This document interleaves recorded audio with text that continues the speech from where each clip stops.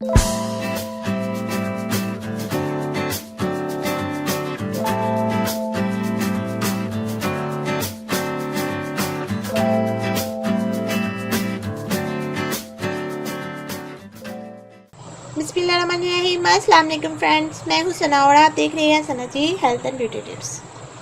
Friends, आज का हमारा टॉपिक बालों के मतलब है।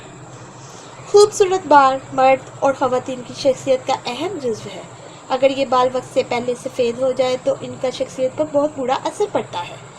बालों का सफ़ेद होना अमूमन 30 साल की उम्र के बाद शुरू होता है, लेकिन आजकल नौजवानों में ये मसला बहुत तेज़ी से फैल रहा है। बालों के सफ़ेद होने की सबसे अहम वजह बालों में रंग बनाने वाले पिगमेंटेड मेलानिन का ना बनना या फिर बहुत कम मिकदार में बनना है। इसके अलावा हर वक्त की परेशानी और गुस्सा भी बालों की सफ़ेदी का बायस बनता है। बालों की सफ़ेदी को ख़त्म करने और कुदरती स्याह रंगत के लिए ज़बरदस्त नुस्खा बताने जा रही हूँ।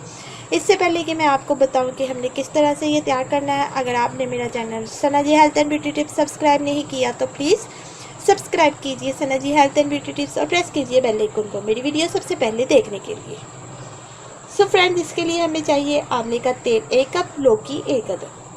तरकीब और ट्रिक का इस्तेमाल कुछ यूँ है। लौकी को छील कर कद्दूकश कर लें।